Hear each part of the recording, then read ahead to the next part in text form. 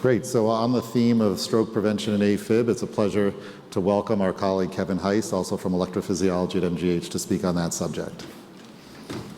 Sorry.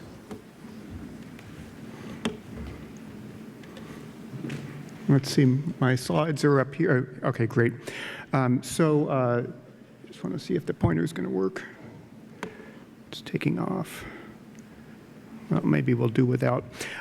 Good to see everyone today. Very much appreciate being here, invitation to be here to talk about stroke prevention and atrial fibrillation. Obviously, Musa warmed up the subject and we already hit some parts of it, but we'll talk about it in some depth and leave time for questions. Disclosures are here. So I think all of you know that atrial fibrillation is a risk factor and is a cause for stroke. All comers, someone develops AFib, their risk of stroke without treatment is around 5% per year, but highly dependent on other stroke risk factors. If someone doesn't have AFib and they develop AFib, suddenly their risk of stroke increases by about 5-fold. It's thought that about 15% of strokes are caused by AFib, and it doesn't matter if someone feels they're AFib or not. And certainly we, and probably you, have seen some unfortunate patients that didn't know they had AFib until they had a stroke, and oh, by the way, you have AFib. Of course, our patients are detecting AFib themselves. Musa just talked a bit about wearables, but various sorts of monitors. Patients are now picking up AFib, perhaps sending in tracings to your clinic and mine. And I have had patients that got an Apple Watch or an Android watch for Christmas. It said they had AFib, and then suddenly they're my patient. And these devices are reasonably good. They're not quite as accurate as ILRs. They're not on all the time, but they don't require an implant. And more patients are choosing to use these, and often we're recommending these. When someone doesn't know they have AFib and a device, for example, a pacemaker detects AFib, does that matter? That was looked at in a study called ASSERT some years ago that looked at patients who had no symptoms of AFib, but in some cases their pacemaker was detecting AFib and only required at least a 6-minute detection. And those patients where their pacemaker detected AFib had about a 2.5-fold increase in stroke risk compared to patients with no AFib detected. They did some further segmentation here, and it seems that the episodes here in yellow lasting more than 24 hours were strongly associated with stroke risk, whereas shorter episodes were not. And is it worth treating these? In this study called Artesia, it was. So here, AFib episodes on the shorter side, that's not 6 months, that's 6 minutes to 24-hour episode of device-detected AFib, randomized to apixaban or aspirin, and apixaban was effective, cutting the risk of stroke by nearly 40% compared to aspirin, with some, at least trend towards some increase in major bleeding, but no difference in fatal bleeding. And we're starting to look for AFib in our cryptogenic stroke patients, and our neurologists are routinely recommending AFib monitoring based on studies like this called Crystal AFib, published about 10 years ago, but with similar follow-up studies. Here, about 440 patients with cryptogenic stroke, no known AFib, no AFib when they're in the hospital, randomized to implanted monitor or usual care. With an implanted monitor, AFib was detected in about 1/3 of the patients by 3 years, whereas in the control patients, AFib was detected less than 5% of the time. So our neurologists are routinely recommending implantable monitors for cryptogenic stroke. I think it is a fair question whether wearables are adequate in this situation, and we don't have comparable data. These are the most recent guidelines for AFib monitoring after stroke, published just this year. If someone has a stroke and it's thought to be likely cardioembolic, they're known to have AFib or perhaps have a left atrial or left ventricular thrombus, they should be anticoagulated. Makes sense. However, if they have either a cryptogenic stroke or even a stroke thought to relate to large or small vessel disease, such as a carotid lesion, the recommendation is for long-term antiplatelets, but also cardiac monitoring. at least 14 days, but an implantable loop recorder is better, and detections of AFib lasting more than 5 minutes, anticoagulation is recommended in these stroke patients.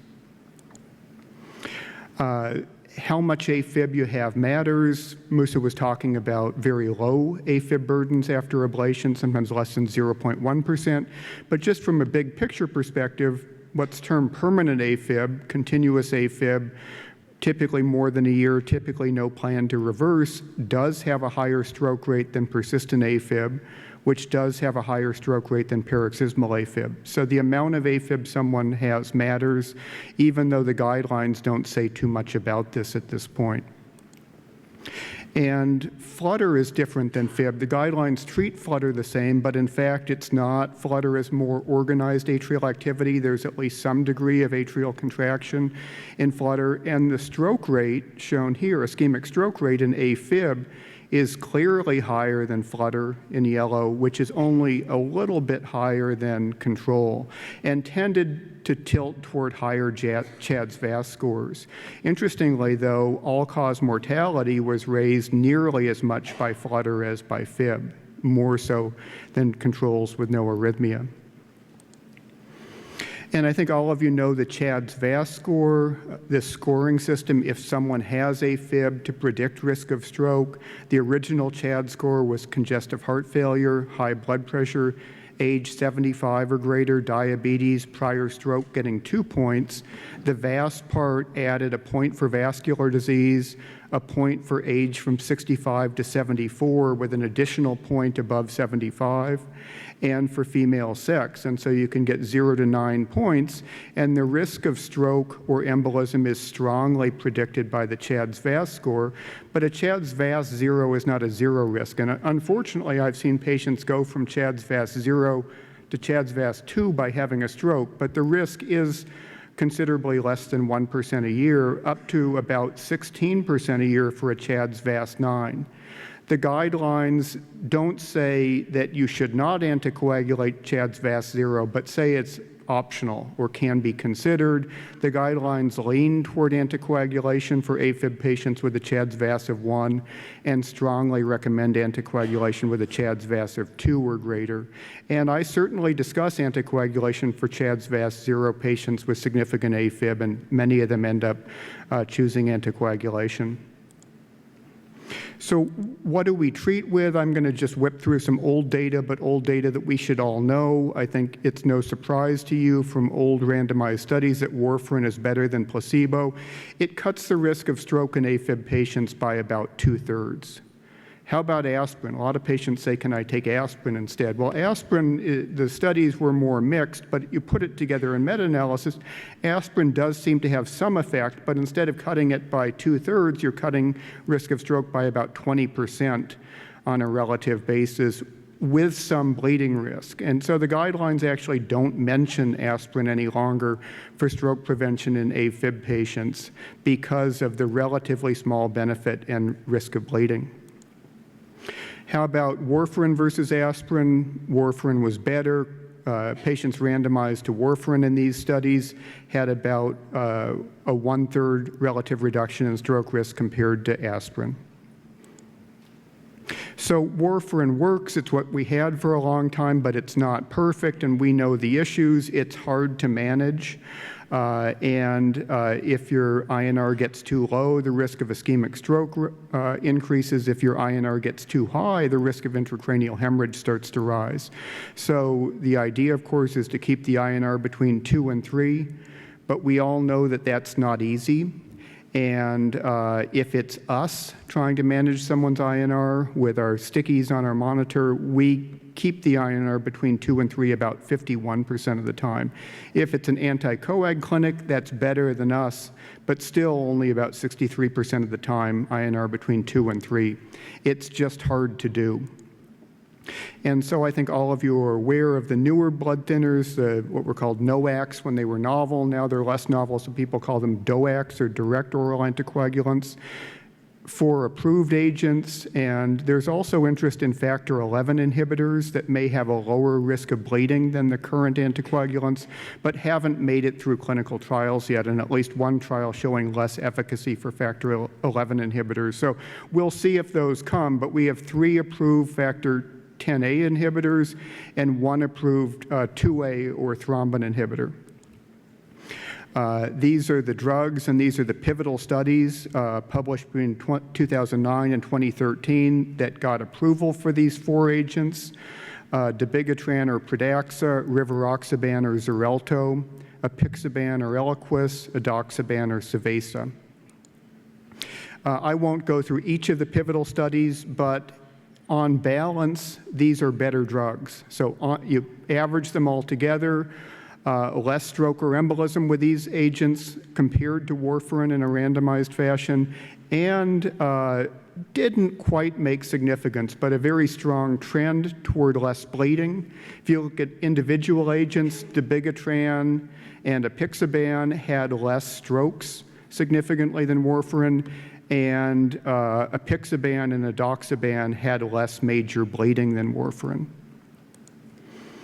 Slide I put together, but this is in those same randomized studies, the hazard ratio for all-cause death, about the hardest endpoint you'll find in medicine for randomization to the DOAC versus warfarin, and it's an incredibly tight range, different studies, different doses, hazard ratios ranging from 0.87 to 0.92, some highly significant p-values, some barely significant, not quite significant, et cetera, but there's a reality to this.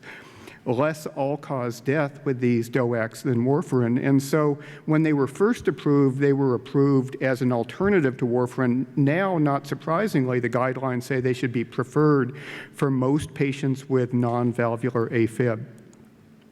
How about in real-world practice? Big data, not randomized, but mirrored what was seen in the other studies.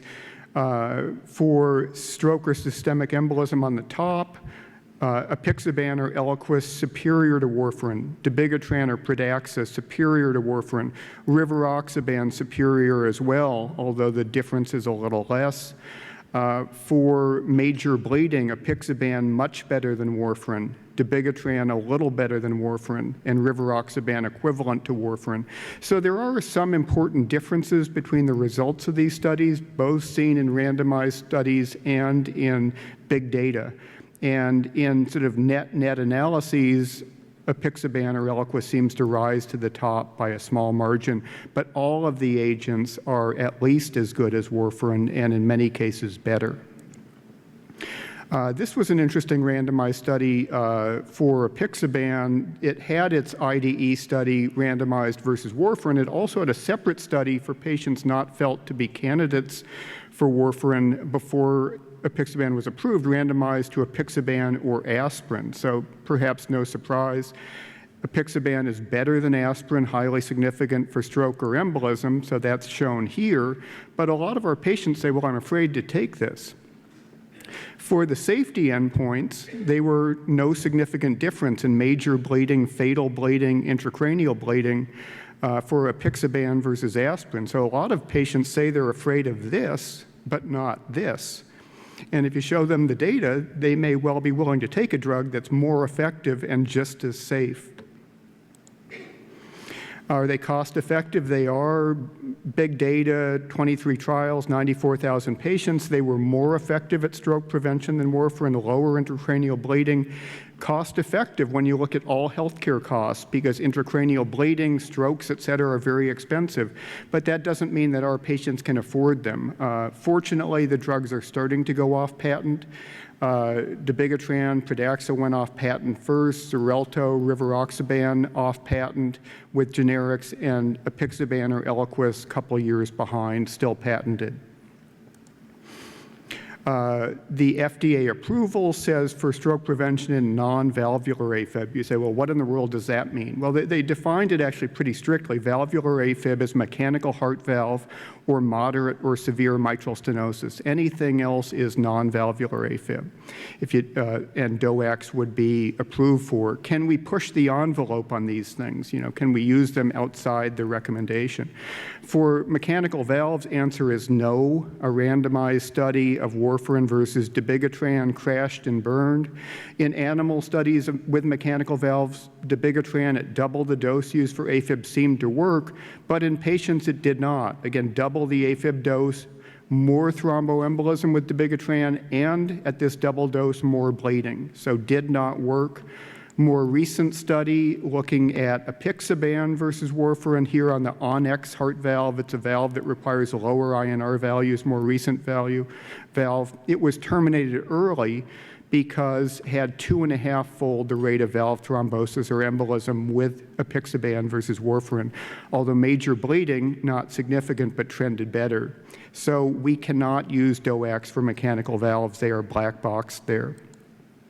How about rheumatic heart disease? A few years ago, there had been some registry data looking pretty good for DOACs with rheumatic mitral stenosis, but this is the only randomized studies randomizing warfarin versus rivaroxaban, where rivaroxaban showed more stroke or embolism and more all-cause death. So again, rheumatic mitral stenosis, moderate or severe, we should be using warfarin, just like mechanical valves.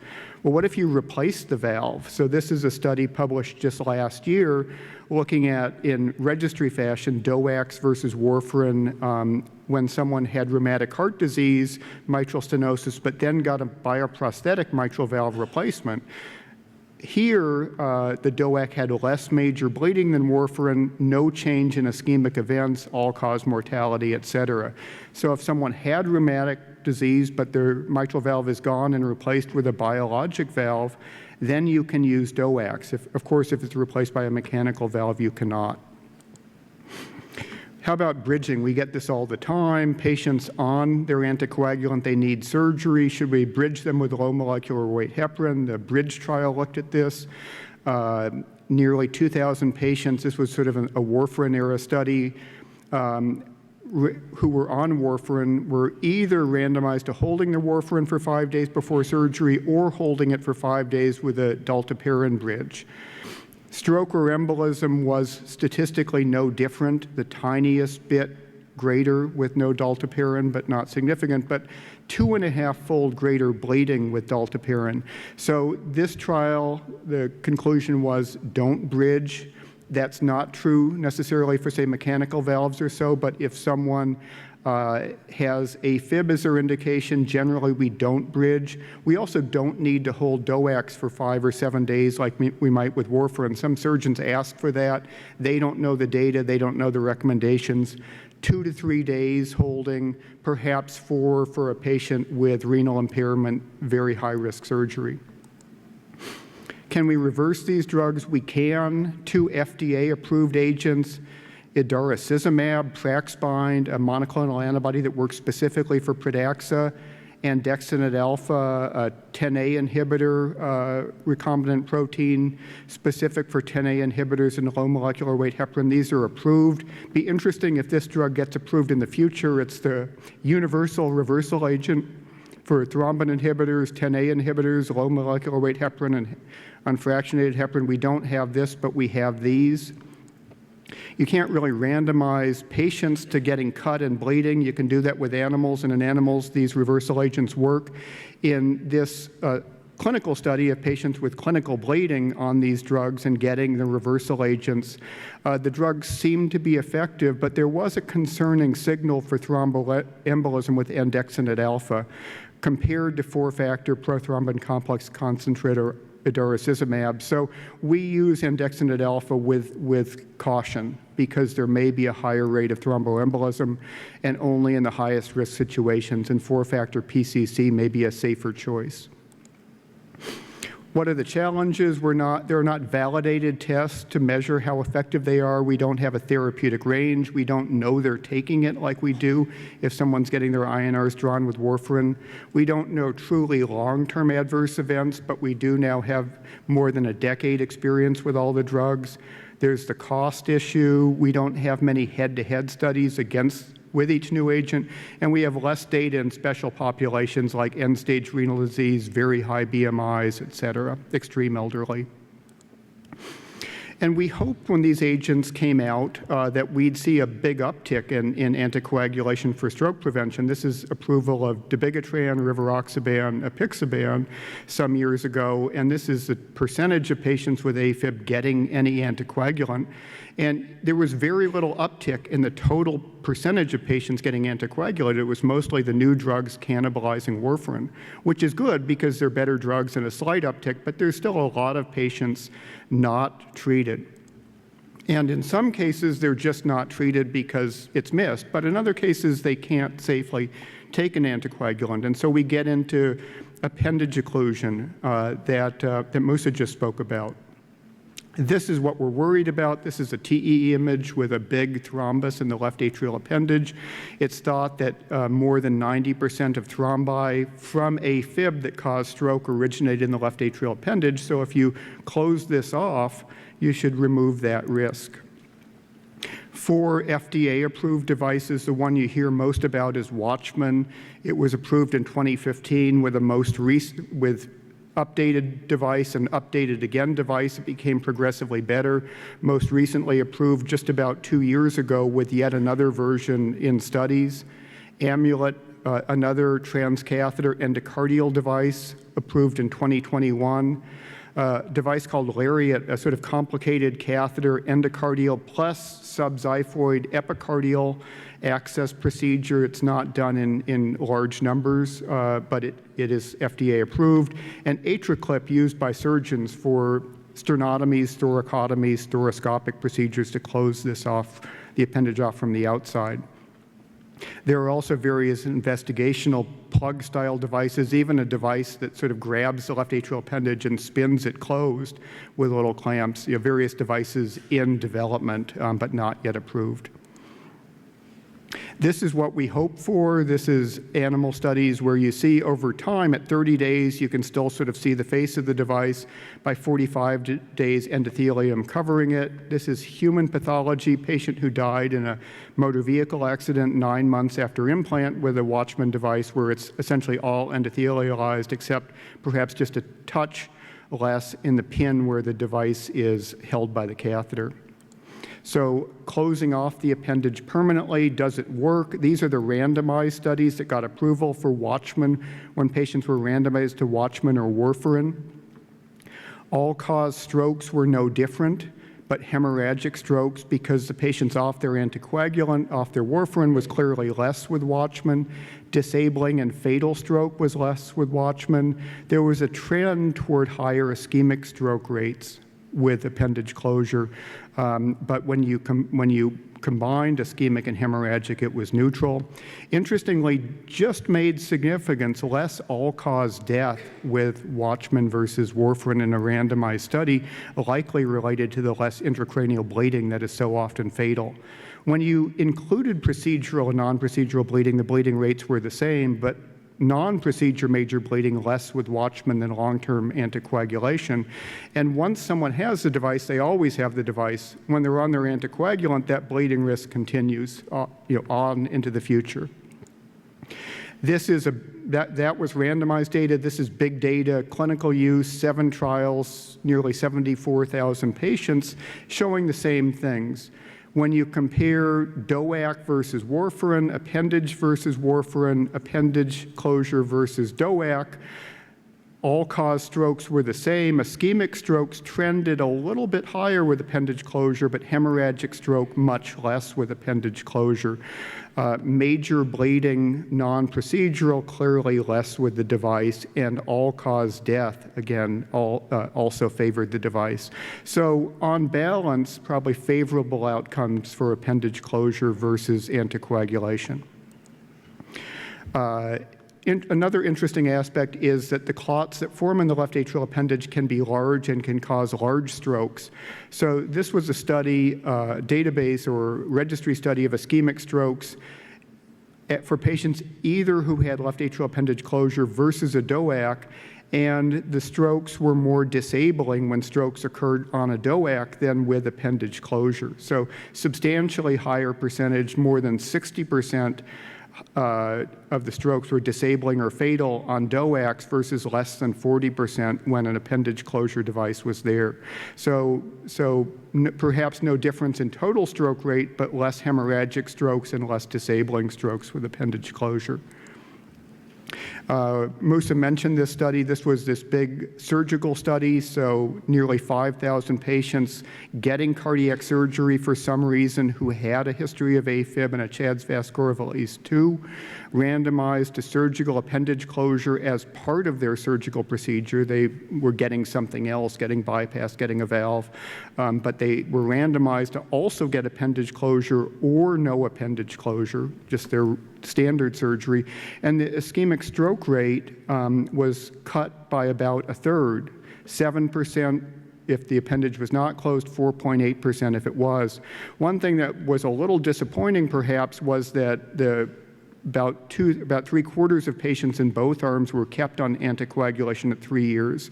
So we do know that a surgical appendage closure lowers stroke rate in patients with AFib. We don't really know if they can safely stop their anticoagulant the same way we know with devices like Watchman, just because we don't have the data. You say, what do you do clinically if patient has had surgery? I at least make sure with a TEE or CT that the appendage is really fully closed off. Sometimes, for example, the appendage is oversewn, pops open, and that can cause a higher stroke rate than if the appendage was never intervened on. So you want to make sure it's durably closed. So just to wrap up the talk then, anticoagulation with warfarin was proven over the years to be effective for stroke prevention. The new drugs are certainly more convenient for patients. There are cost issues that are dropping, but they're also more effective and safer and should be used for most patients with non-valvular AFib. And it's if your patient comes in and they've been on warfarin for 15 years for AFib, it's worth having this conversation before they have an intracranial bleed. Left atrial appendage occlusion is emerging as an alternative to drug therapy. At the moment, the approval is for someone with AFib, a CHA2DS2-VASc score of at least 2, and some rationale for not being on long-term anticoagulation. But I think over time, it's likely that an approval as a true alternative where the patient can pick appendage closure versus long-term anticoagulation may come. But at the moment, the requirement is some rationale to avoid long-term anticoagulation. So appreciate the chance to speak and happy to take any questions. Thank you.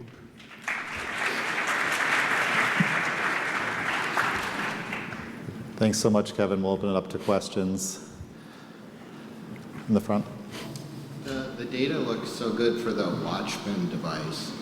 I was just wondering, what is the range of rationales that you would give somebody a referral for a Watchman? Yeah, I think it's a really good question because the guidelines, and these guidelines come from CMS and the payers, say a CHA2DS2-VASc score of 2 or greater. Well, that is what it is. And if someone's CHA2DS2-VASc score is 2, they don't qualify.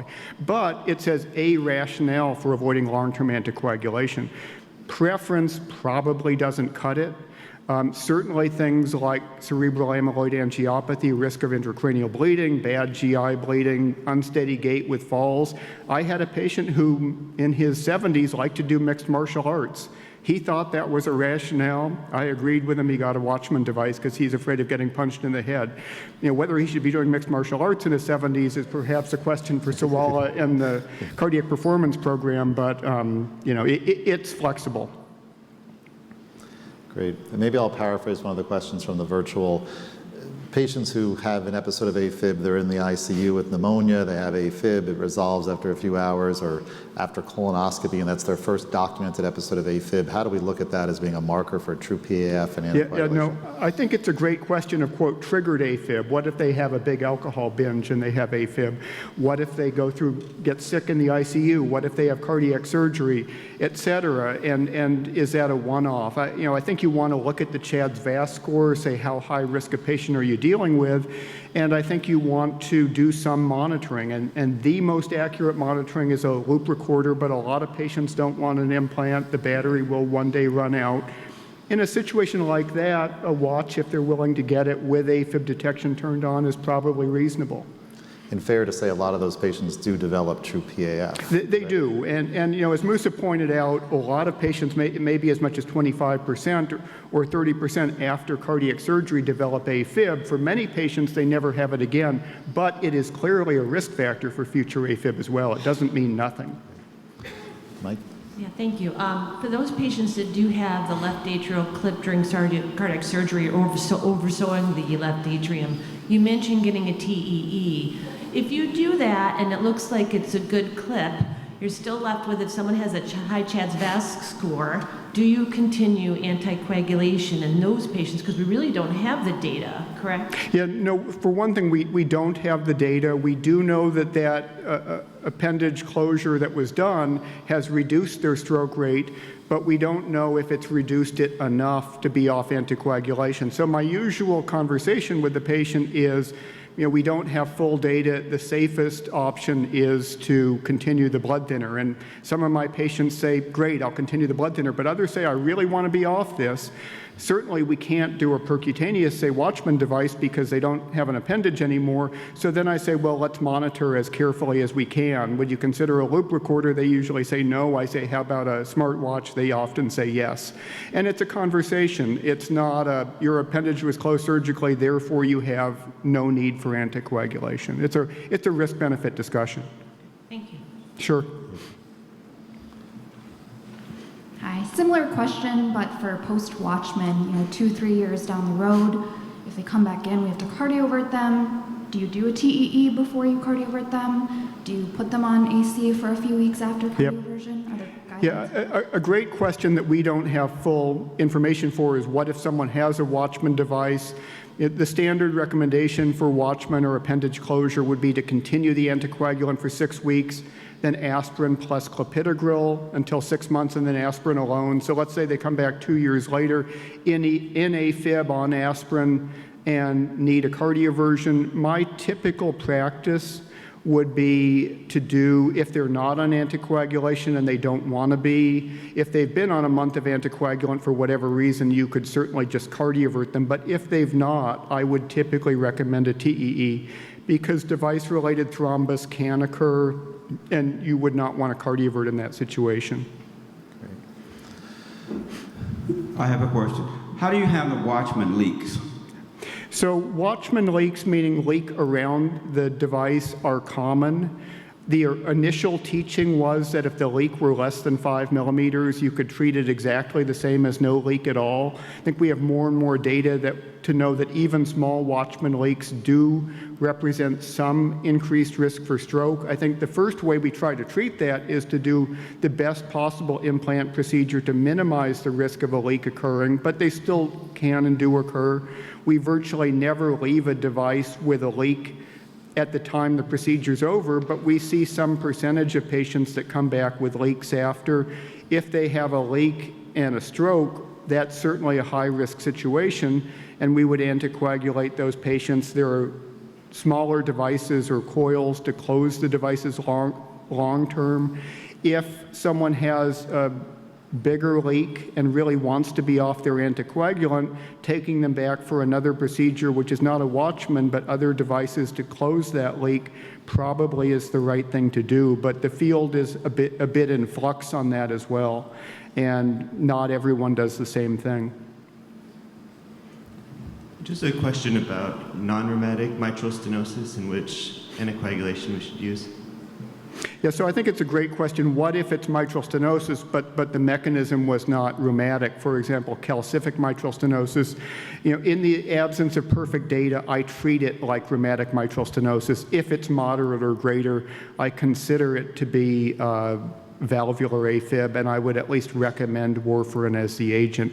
I've had a few patients say, I hear what you're saying, but I don't want to take warfarin. Certainly in that situation, if they're not willing, I think a DOAC is better than nothing or better than aspirin. But in the absence of perfect data, I would generally recommend warfarin for those patients if they could take it. Emily, other questions? Yeah. Yes, a few questions online. Why is ischemic stroke higher among patients with Watchman devices versus anticoagulation? So it's a great question. Why is there at least this trend toward higher ischemic strokes? Some clots form outside of the left atrial appendage, so some clots form in the, say, left atrium itself. There may be some issue, too, of even non-afibrillated clots. For example, if someone has bad carotid plaque, being on an anticoagulant might be the difference between that plaque resulting in a stroke and not. Thrombus can form on the Watchman. We talked about Watchman-related leaks. So there's a variety of reasons, but the data are what they are, that there's probably a slight increase in ischemic stroke rates with appendage closure. There's a clear large reduction in intracranial hemorrhage, which net similar total strokes, but less disabling strokes, less fatal strokes with appendage closure versus with anticoagulation. Now, if all other factors like insurance approval are equal, which DOAC would you choose as your first line or go-to for someone with atrial fibrillation? I believe that the data favor apixaban or Eliquis. That's the drug I recommend to most patients. But with the patent issues that it's patented and the others are generic, if there's a big cost difference, then I think it's reasonable to use any of the agents. Some people strongly prefer a once-a-day drug, which is rivaroxaban or edoxaban. I think it's worth knowing that, for example, rivaroxaban is recommended once a day, but in the evening with food. And some patients say, well, I take everything in the morning. Then maybe you're not simplifying their life.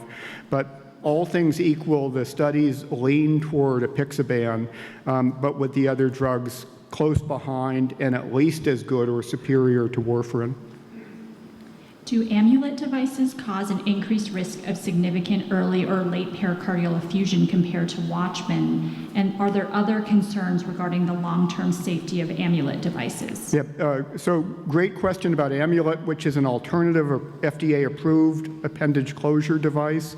It's also catheter-based endocardial device that closes up the appendage, but it's a different device, different materials. Available data suggests a somewhat higher complication rate placing the amulet device, somewhat higher pericardial effusion rate, somewhat higher device dislodgement rate, but there was at least one recent study suggesting that might be countered at least to a degree by potentially at least a bit lower ischemic stroke rate with the device. So it's a bit up in the air.